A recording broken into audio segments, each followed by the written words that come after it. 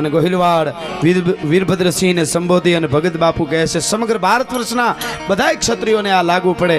એક નાનકડો પ્રસંગ મારે કહેવો છે કે પારણામાંથી એ જીસુણ વિશે એને વંશ ગોગીલો લીવાત એમ આંખેથી બાળ સમજાવે મને તા કેડે નીંદરું આવે. અને સમગ્ર ભારત વર્ષના ક્ષત્રિયો તમે સાંભળી લેજો. આ હલડામાં ભલામણ કરી છે તમારાથી કદાચ ગંગાજી ન જવાય તો ચિંતા ન કરતા જાઓ તો સારું. આપણી માં છે પણ ન પુગાય તો ક્ષત્રિયના દીકરાને એક કામ કરી લ્યો એટલે ગંગાજી છે તમારા માટે. શું કીધું કે બ્રાહ્મણ શુદ્ર અને બોલાવે સિયા માટે થોડી ગંગાજીની ધાર પણ તમારું ક્ષત્રિયોનું એક તીરથ બતાવું. એને શું કરવાનું? એને પ્રજાના હિત માનાવું. ક્ષત્રિયોનું તીર્થ બતાવું એને પ્રજાના હિતમાં નાવું. અને હવે એની કડી જે મને ગમે છે મોહાળ જામનગરને યાદ કર્યું છે. એને શું કીધું કે મોહાળમાં તારે એ જીજામ અજોજી એને સુણી ધીંગાણાની વાત. આમ જામનગરમાં જેને કહેવાય જામ સતાજી યુદ્ધમાં ચડ્યા અને એનો 22 વર્ષનો યુવાન દીકરો જામ અજોજી ફેરા ફરવા માટે એક ને બીજું મંગળ વર્તે અને બાપને જોયો. બાપુ તમે પાછા આવ્યા યુદ્ધમાંથી? તો કે મારા દીકરાને લાડડાને જરાક જોયા હું વરરાજો છે કેવો લાગે છે. તો કે હવે જોવાનું ન હોય અને વરમાળને ફેંકી નીકળ્યો ભાઈ અને યુદ્ધના મેદાનમાં ઉતર્યો. ભૂચર મોરીના યુદ્ધમાં મુળુભાઈ ગઢવી નામના અમારા ચારણે એક દુહો કીધો છે. બાહુબલી ફિલ્મ સારું આવ્યું આપે જોયું હશે. એમાં એક પોસ્ટર આવે છે હાથીને આમ આંબાડી માથે હાથીની હૂંટ માથેથી પગ દઈને બાહુબલી ચડેલો છે ઊભો છે ને આમ જોવે છે એવું એક પોસ્ટર તમે જોયો હશે. એ પોસ્ટર મેં જોયું ને એટલે મને જામનગરના જામ અજોજી યાદ આવ્યા. અમારા મુળુભાઈ ગઢવીએ ભૂસર મોરીના યુદ્ધમાં દુહો કીધેલો એ પોસ્ટરમાં હવે આવ્યો. એ દુહો કીધો તો ને એ ફોટો પાડ્યો તો ચારણે. દુહો કીધો તો કે અજમલિયો અલંગે અને લાયો લાખાહાર ધણી દંતુ સળ પગ દે અને અંબાડીએ હણ્યા અહર. હાથીના દાંત ઉપર પગ દઈને ઊંટ ઉપર ચડીને દુશ્મનને જામ અજાજીએ માર્યો તો ઈ પોસ્ટર બાહુબલીમાં આજ આવ્યું ને કરોડો રૂપિયા કમાઈ ગયા. ભલા માણસ આ આપણું સાહિત્ય છે. એટલા માટે મારે આ પ્રસંગ આપને કેવો છે. પણ આ બે કડી ગાયેલું બધા ઘોળ કરે છે એટલા માટે કે સિંહ સાદુડા એ તું રાખીશ માજાજી પરદેશોની પ્રીત રોગર મોડ નાકી પરજાની શૂન્ય હાલાકી. આ રાજગુરુ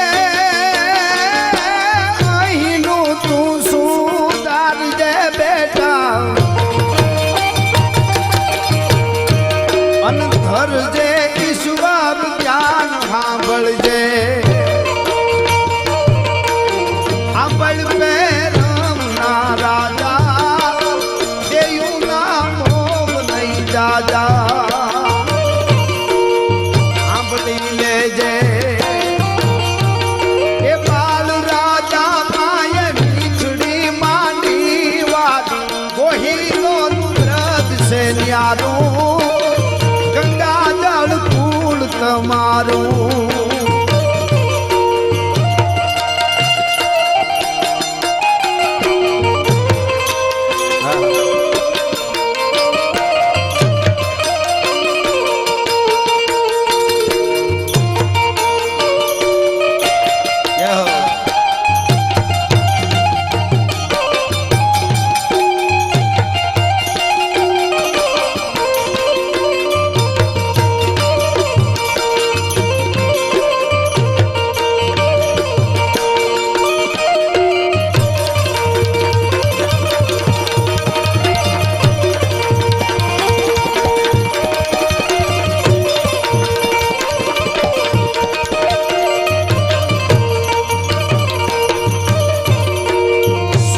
દુખે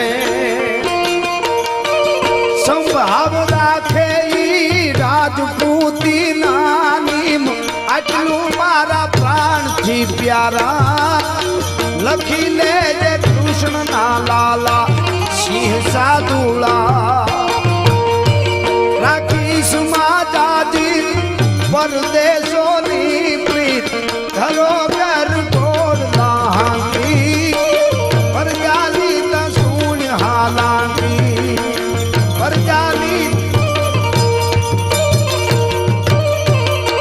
હવે એક પ્રસંગ મારે કેવો છે 2 મિનિટનો, ત્યાં સુધી મને હોજરી નહીં વળે એટલા માટે મને એમ થાય કે મોડપીર દાદાના સાનિધ્યમાં આ મારું ભજન છે જે કયો તે સવારનો પોર ઉદયાચળના ઓરડેથી ભગવાન નારાયણે કોર કાઢી અને એક રાજપૂતની ડેલીએ સંદેશાવાહક આવીને ઉભો રહ્યો. કીધું કે દરબાર સાહેબને જગાડો, હું ઉદયપુરથી સંદેશો લઈને આવ્યો છું. બહુ સરસ આ નાનકડો પ્રસંગ પણ મને ગમે છે, ખાસ સાંભળજો. ઉદયપુરથી સંદેશો લઈને આવ્યો છું. રાજપૂતને પરિણામે હજી 7 દી થયા છે, ખાલી 7 દી, અને દહયું નાયા નથી. રાજપૂતાણી વેલા ઉઠી 16 વર્ષની કંકુની લોળ જેવી રાજપૂતાણી છે, અને વેલા ઉઠીને જટ સ્નાન કરી પૂજા કરી અને જટ બધું કામ કરે છે કે હમણાં બધું કામ થઈ જાય પછી મારા પીયુને જગાડવા માટે જાઉં. પરિણામે 7 જ દી થયા છે, પણ આ પ્રસંગ મને બહુ ગમે છે એટલા માટે. એટલે તા સંદેશાવાહક ડેલી આવીને ઉભો રહ્યો એટલે તરત કીધું કે કોણ છો તમે? તો કે સંદેશો લઈને ઉદયપુર મહારાજનો આવ્યો છું અને દરબારની જગાડો. 21 વર્ષના રાજપૂત હતો છે. રાજપૂતાણીએ જઈને કીધું કે સંદેશાવાહક આવ્યો છે, હવે જાગો સ્વામીનાથ. આટલું કીધું એટલે જાગી ગયા અને કીધું કે જાઓ તમે ઓરડે જાઓ. રાજપૂતાણીને કીધું ઓરડે જાઓ, હું સંદેશાવાહકને મળી લઉં છું. ટૂંકમાં રાજપૂતાણી ઓરડામાં આવી ગયા.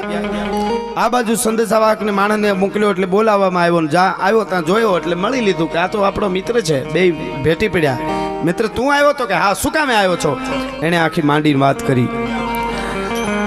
ઉદયપુર મહારાજ રાણા રાજસિંહે મને મોકલ્યો છે. દિલ્હીના બાદશાહ ઔરંગઝેબની જાન દિલ્હીથી નીકળી ગઈ છે.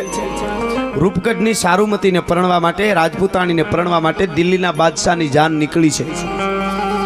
બલિદાન કોને કહેવાય? જોજો, એમને ધર્મ નથી બચતો. રાયડું નાખે કાંઈ મેળો ન આવે.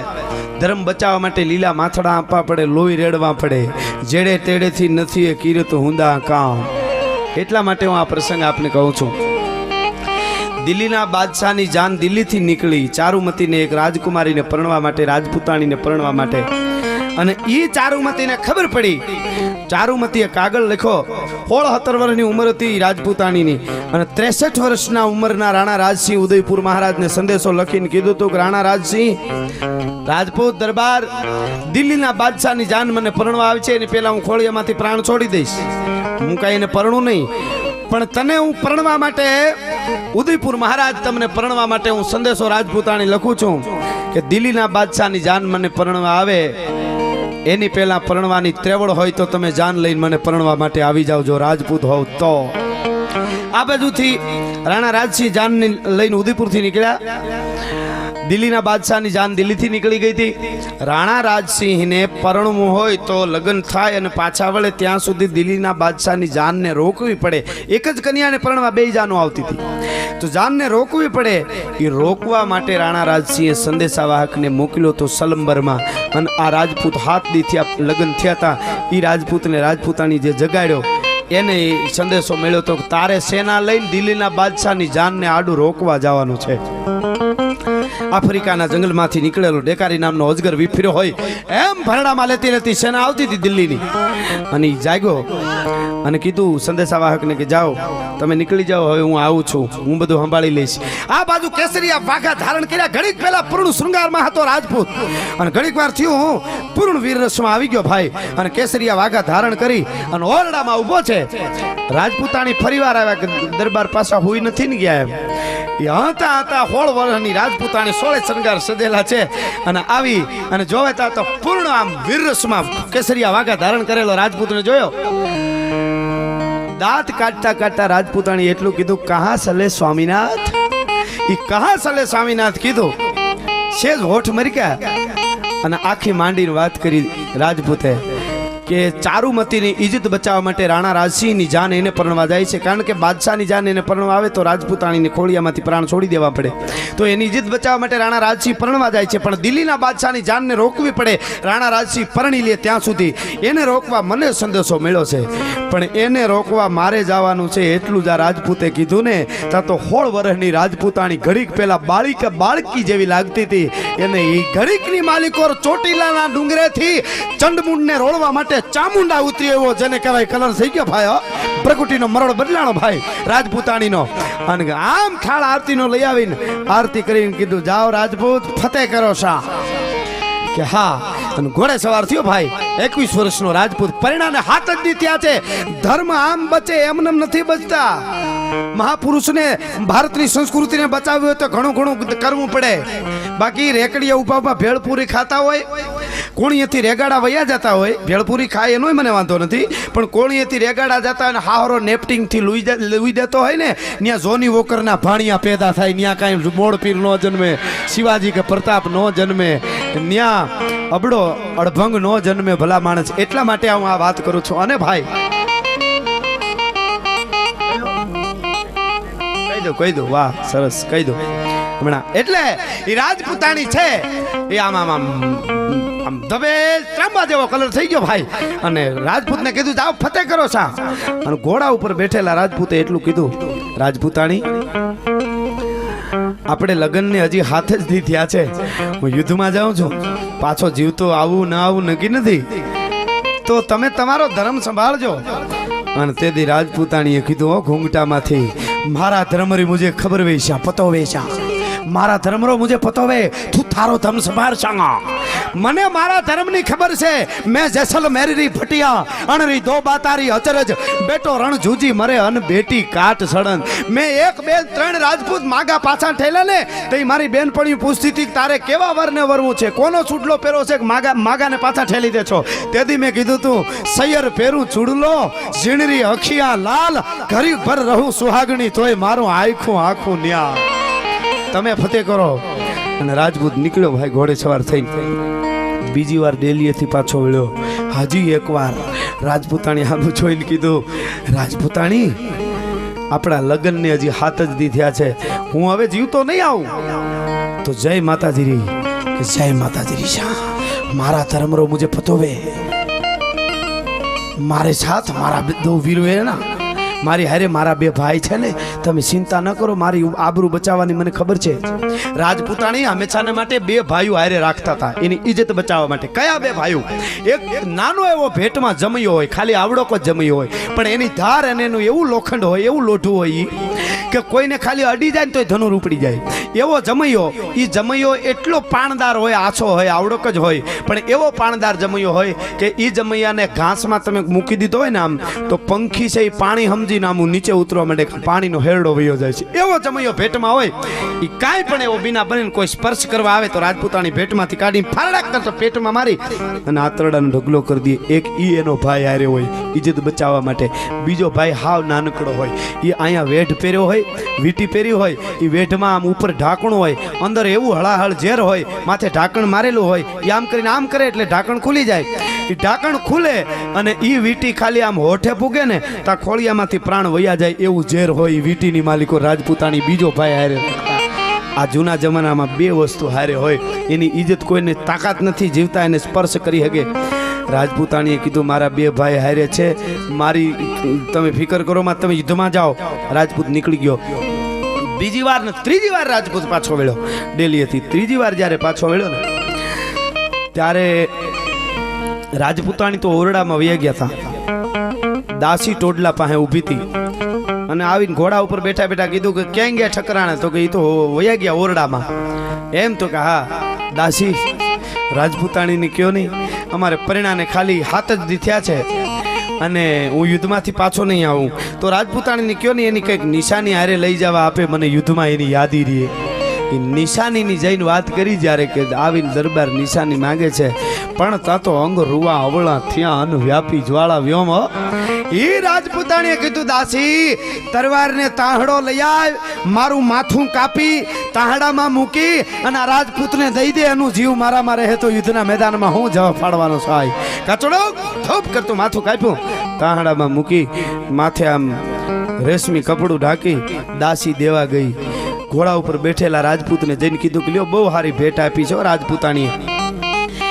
ઘોડા ઉપર બેઠા બેઠા તરવારની પીસીએથી આમ કપડું આગું કર્યું, તાતા આમ ઊભું હાડી રાણીનું માથું પડ્યું હતું ભાઈ. ઈ માથું પડ્યું હતું, બે ચોટલા વાળેલા હતા, એ લોહીમાં બુડી ગયા હતા. અને રાજપૂતાણીને આંખ આવી આમ દરબારની હામી અને કીધું કે રાજપૂત તું યુદ્ધમાં કામ આવી જા, પછી હરગમાં જા અને ત્યાં ઉર્વશી મેનકા રંભા અનંગસેના વસંતસેના કામકુંડળા એ અપસરાઓ તને વરવા આવે ને હાર પહેરાવે ને, એ વાતમાં માલ નહીં. આ રાજપૂતાણી પેલા ઊભી છે ત્યાં તારું સ્વાગત કરવા માટે. હવે તું પાછો ન પડતો. હું કોઈ અપસરાની તાકાત નથી મારા રાજપૂતને હાથ અડાડી હગે.